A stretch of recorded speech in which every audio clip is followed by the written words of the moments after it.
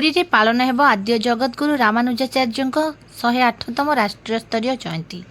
सामिल हेबे 1000 रु ऊर्ध्व साधु सन्थ महंत। पुरी श्री रामचंद्र स्वामी चैरिटेबल ट्रस्ट अध्यक्ष तथा जियर स्वामी महंत महंत इंदिरा रमण रामानुज दास मार्गदर्शन में पुरी बालिसाही स्थित जियर स्वामी मठ परिसर में मे 2 रे आयोजित होगा आद्य जगतगुरु रामानुजाचार्य जयंती प्रथम प्रस्तुति बैठक ट्रस्ट सदस्य तथा कटकी मठ महंत डॉक्टर विजय नारायण रामानुज दास सभापतित्व में अनुष्ठित होता।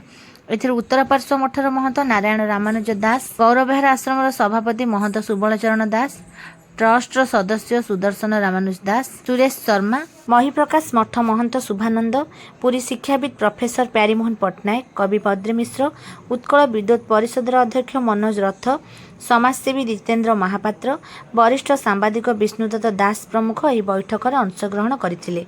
मे 2 तारिख दिन लोकनाथ मंदिर निकटस्थ बालाजी मंदिर परिसर में आध्यात्मिक सभा आयोजित होगा सहित जियर स्वामी मठरू जगतगुरु रामानुजाचार्य भव्य आध्यात्मिक शोभायात्रा बाहरी नगर परिक्रमा करेंगे।